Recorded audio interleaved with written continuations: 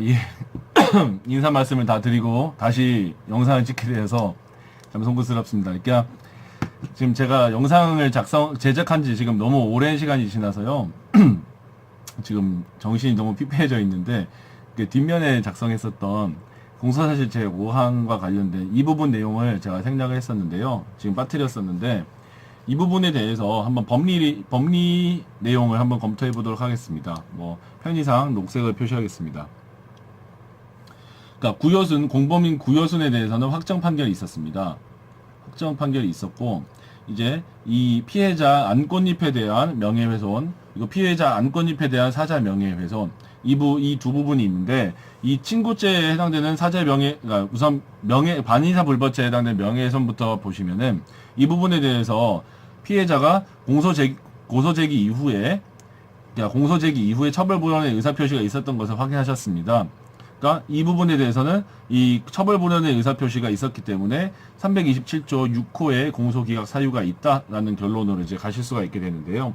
이것과 비교해서 지금 보셔야 되는 부분이 어떤 부분, 그러니까 이게 가능한 이유가 지금 안꽃잎이 고소 취소를 할 때는 김보현에 대해서 고소 취소를 하였습니다.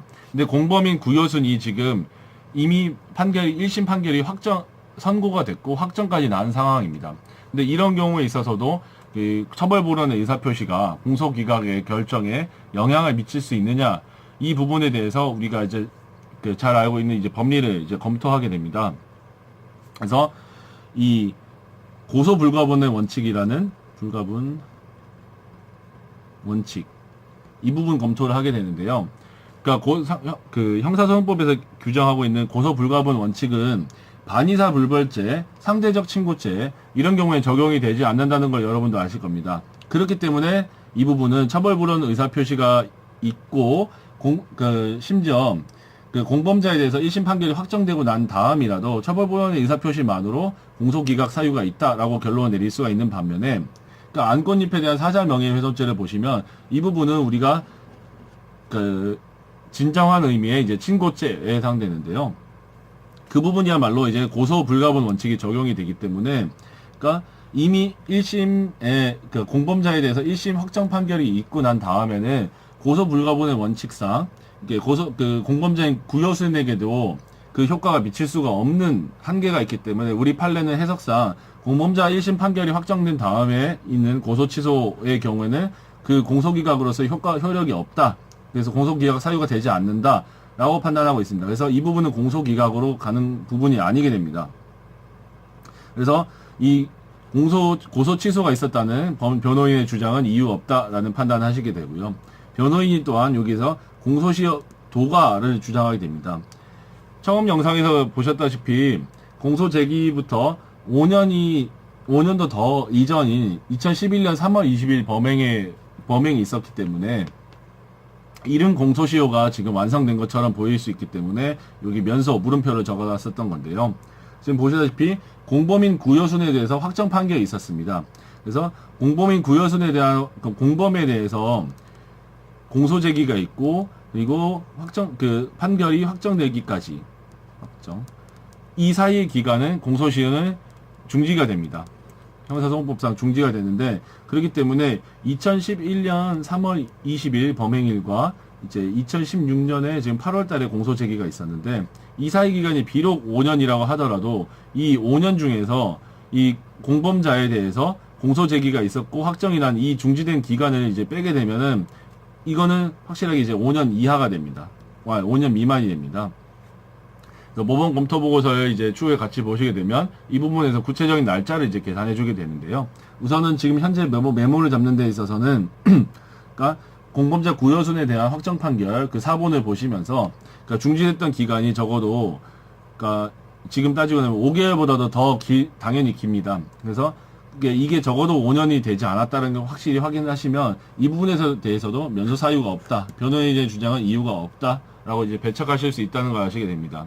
그 말인즉슨 명예훼손죄에 대해서는 327조 6항에 따라서 우리가 공소기각 사유가 있고, 이제 사자 명예훼손 이 부분에 대해서는 이제 유죄 사유가 있다 판단을 하실 수가 있고요. 안풀잎에 대해서는 이제 그 범죄 피해자에 대해서 이제 공탁이 있었던 사실을 우리가 확인했지만 반의사불벌죄, 그 처벌불원의 의사표시는 끝까지 나타나지 않았다는 사실을 또한 알 수가 있습니다. 그래서 이 부분에 대해서는 당연히 별다른 그 이제 확인할 게 없는 증거가 없는 이상 이제 유죄로 이제 판단하실 수가 있는 게 사실관계 인정했고 거기에 대해서 증거 자료서 강력한 증거 자료인 공범의 확정 판결 자료가 있습니다. 그렇기 때문에 자백보강 측에 있어서 보강 증거도 충분히 지금 준비가 되어 있기 때문에 유죄로 판단하는 데는 어려움이 없습니다. 이 경우에 있어서 이 안꽃잎에 대한 명예훼손 및 사자 명예훼손 이 두 개의 죄는 하나의 행위가 두 개의 죄에 해당되는 즉 상상적 경합 관계에 있고 그 상상적 경합 관계로 지금 공소 제기되었다는 사실은 일전에 확인하셨습니다. 그 말인즉슨 상상적 경합 관계에 있기 때문에 그 일죄 일주문 원칙에 따라서 주문에는 유죄 판단이 나가게 되고 그리고 이 공소기각 부분은 이유 공소기각으로 나가게 됩니다. 그래서 이 부분 안꽃잎에 대한 명예훼손은 이유 공소기각, 사자 명예훼손 부분은 이제 유죄. 그래서 유죄 같은 경우 주문 유죄가 쓰지 않습니다. 그래서 유죄 이렇게 결론을 적으시게 되고요. 이제 안풀잎에 대해서도 이제 명예훼손죄는 이제 유죄가 됩니다.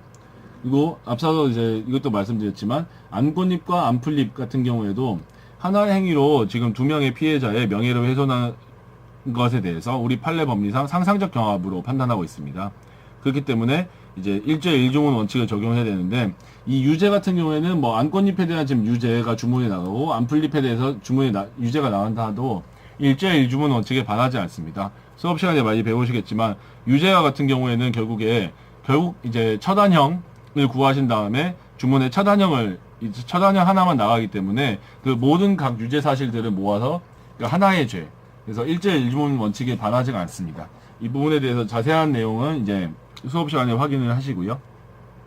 그래서 지금 이거를 따로 제가 까먹은 것을 이제 발견한 다음에 영상을 다시 찍게 된 이유가 실제로 지금 8기에 로클럭 필기 시험에도 그게 출제되었다가 제가 들었습니다. 이제 지금 이것과 비슷한 논리가 출제되었다고 들었는데요.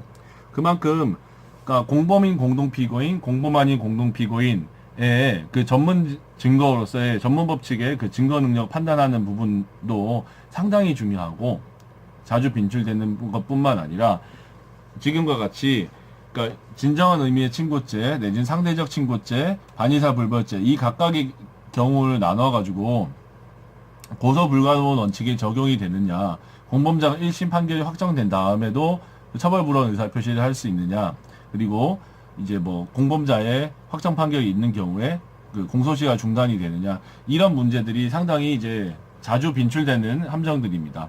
그러니까 이런 부분들을 확인하시기에 59-6 이 기록이 상당히 도움이 되는 바, 이 다음에 이제 제가 이제 올리게 될 영상인 그 모범 검토 보고서를 분석하는 영상에서 다시 한번 이 부분에 대해서 자세히 말씀드릴 수 있도록 하겠습니다. 긴 시간 시청해 주셔서 감사합니다.